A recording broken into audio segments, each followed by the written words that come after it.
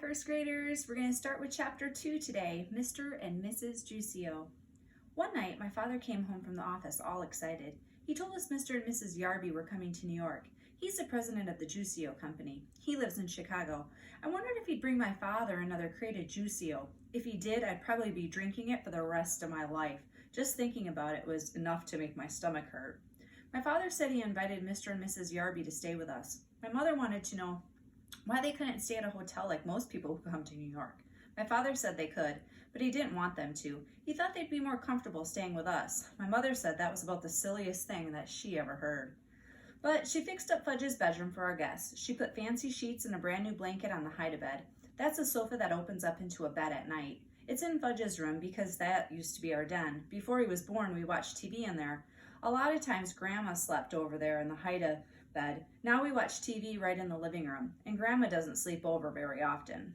My mother moved Fudge's crib into my room. He's going to get a regular bed when he's 3, my mother says. There are a lot of reasons I don't like to sleep in the same room as Fudge. I found out 2 months ago when my bedroom was being painted.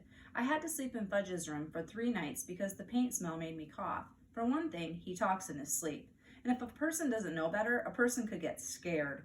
Another thing is that he makes slurping noises. It's true that I like to hear it when I'm awake, but when I'm trying to fall asleep, I like things very quiet. When I complained about having to sleep with Fudge, my mother said, "It's just for 2 nights, Peter." "I'll sleep in the living room," I suggested, "or the sofa, or even a chair." "No," my mother said, "you will sleep in your bedroom, in your own bed." There was no point in arguing. Mom wasn't going to change her mind. She spent the day in the kitchen. She really cooked up a storm. She used so many pots and pans, Fudge didn't even have any left to bang together. And that's one of his favorite pastimes, banging pots and pans together. A person can get an awful headache listening to that racket. Right after lunch, my mother opened up the dinner table. We don't have a separate dining room table. When we have company for dinner, we eat in one end of the living room. When Mom finished setting the table, she put a silver bowl filled with flowers right in the middle. I said, "Hey, Mom, it looks like you're expecting the president or something."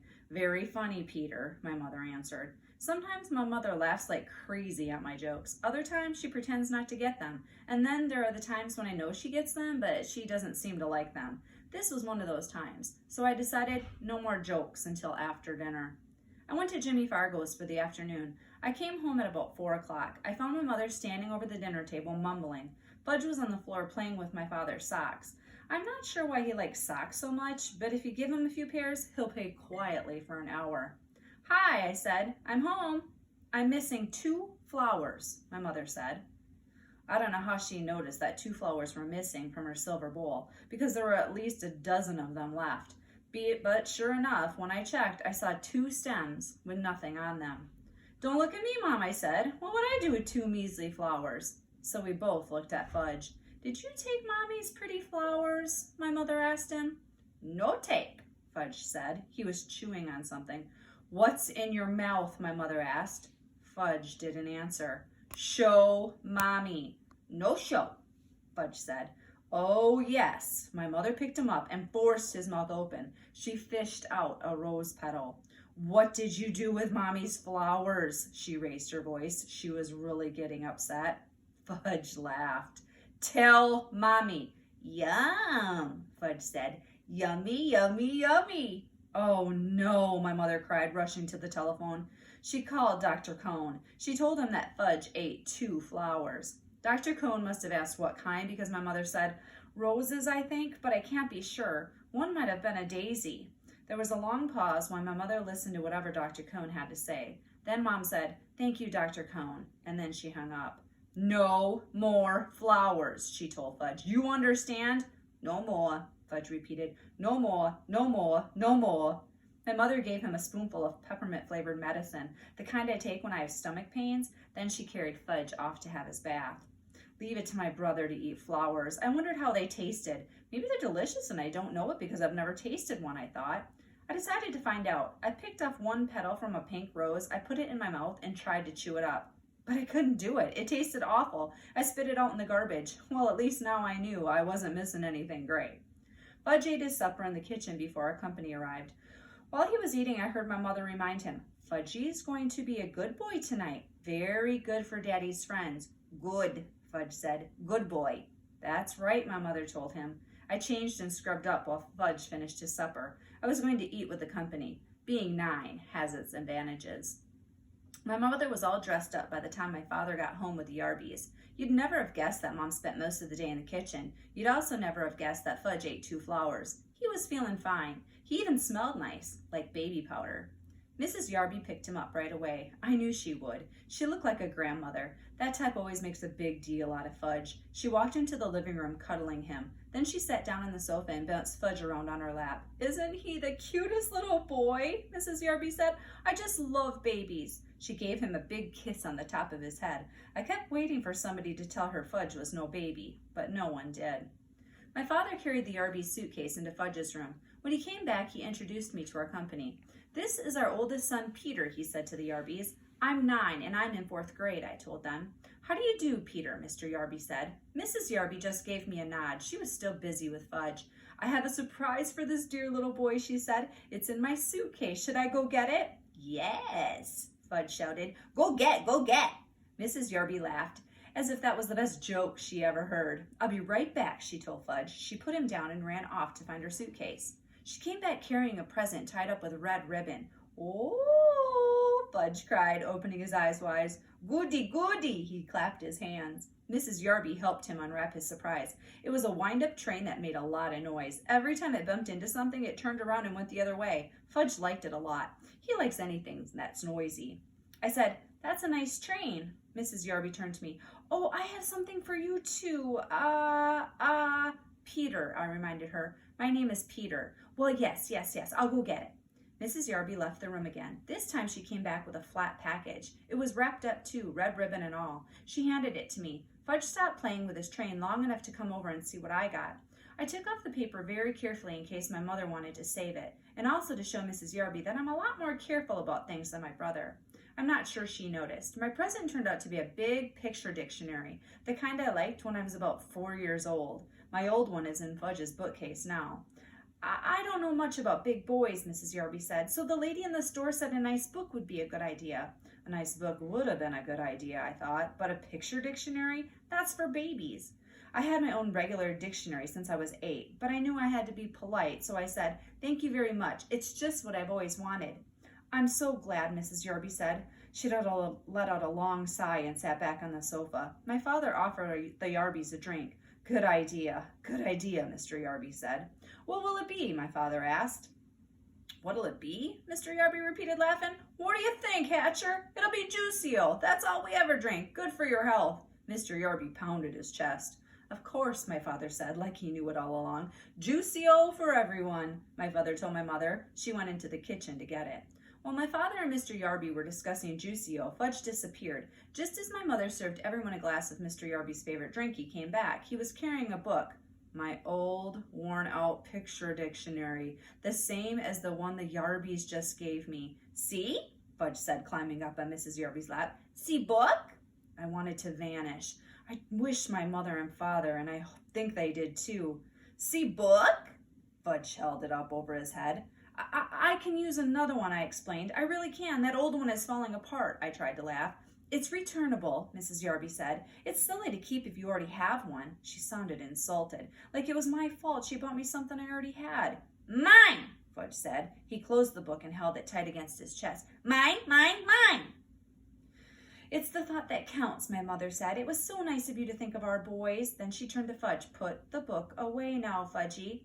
"Isn't it Fudgy's bedtime?" my father hinted. "Oh, yes, I think it is," my mother said, scooping him up. "Say goodnight, Fudgy." "Good night, Fudgy," my brother said, waving at us. Fudge was supposed to fall asleep before we sat down to dinner, but just in case, my mother put a million little toys in his crib to keep him busy. I don't know who my mother thought she was fooling, because we all know that Fudge can climb out of his crib any old time he wants to.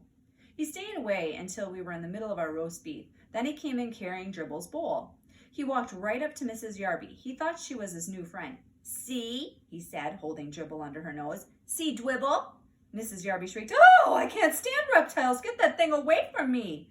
Fudge looked disappointed. So he showed Dribble to Mr. Yarby. "See," he said. "Hatcher," Mr. Yarby boomed. "Make him get that thing out of here." I wondered why Mr. Yarby called my father Hatcher. Didn't he know his first name was Warren? And I didn't like the way Mr. and Mrs. Yarby both called Dribble a thing. I jumped up. "Give him to me," I told Fudge. I took Dribble and his bowl and marched into my room. I inspected my turtle all over. He seemed all right. I didn't want to make a big scene in front of the company, but I was mad. I mean, really mad. That kid knows he's not allowed to touch my turtle. "Peter," my father called, "come and finish your dinner." When I got back to the table, I heard Mrs. Yarby say, "It must be interesting to have children. We never had any ourselves." "But if we did," Mr. Yarby told my father, "we'd teach them some manners. I'm a firm believer in old-fashioned good manners." "So are we, Howard," my father said in a weak voice. I thought Mr. Yarby had a lot of nerve to hint that we had no manners. Didn't I pretend to like their dumb old picture dictionary? If that isn't good manners, then I don't know what is. My mother excused herself and carried Fudge back to my room. I guess she put him in his crib again. I hope she told him to keep his hands off my things. We didn't hear from him again until dessert. Just as my mother was pouring the coffee, he ran in wearing my rubber gorilla mask from last Halloween. It's a very real-looking mask. I guess that's why Mrs. Yarby screamed so loud.